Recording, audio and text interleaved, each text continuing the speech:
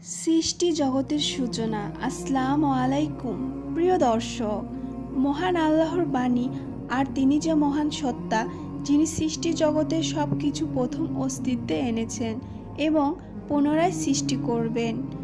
ইমরান ইবনে হুসাইন রাদিয়াল্লাহু তাআলা বলেন, আমি এক সময় নবী করিম সাল্লাল্লাহু আলাইহি সাল্লামের কাছে আগমন করলাম এবং তাকে জিজ্ঞাসা করলাম আল্লাহর একত্ববাদ ও অস্তিত্ব সম্পর্কে।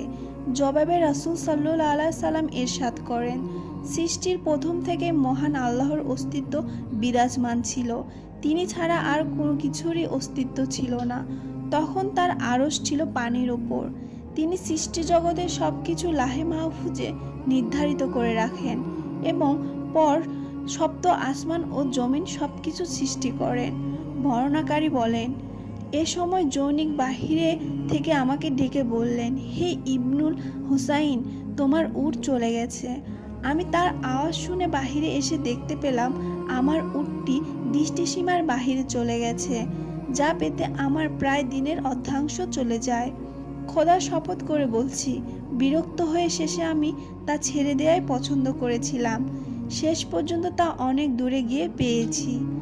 আবু হুরায়রা রাদিয়াল্লাহু তাআলা বলেন, নবী করিম সাল্লাল্লাহু আলাইহি সাল্লাম ইরশাদ করেছেন, মহান আল্লাহ হযরত আদম আলাইহিস সালামকে তার হাতের 60 হাত লম্বা কায়া বিশিষ্ট সৃষ্টি করত।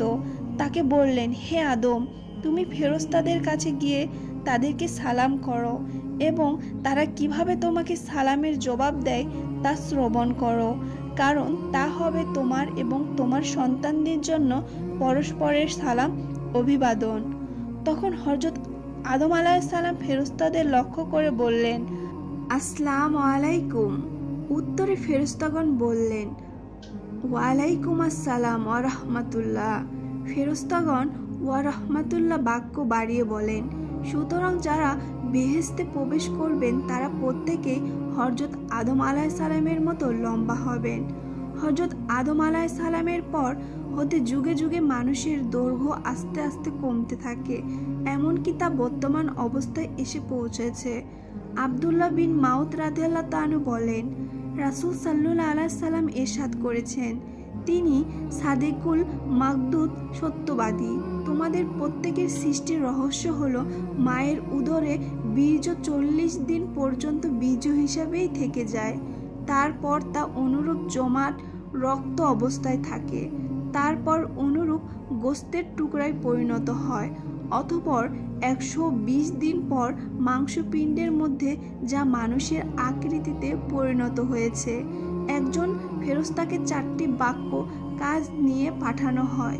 সে তার আমল, জীবনকাল, রিজিক এবং নেককার বা বদকার হওয়ার বিষয় লিখে দেয়। তারপর আল্লাহ উক্ত মাংসপিণ্ডের মধ্যে রূহ পাঠিয়ে থাকেন। তোমরা দেখতে পাবে কোন ব্যক্তি সর্বদা দোজখীদের ক্রিয়াকলাপে লিপ্ত আছে, এমনকি দোজখ ও তার মধ্যে 1 গজ ব্যবধান থাকবে। বছরে আমলনামা তার উপর প্রাধান্য বিস্তার করবে।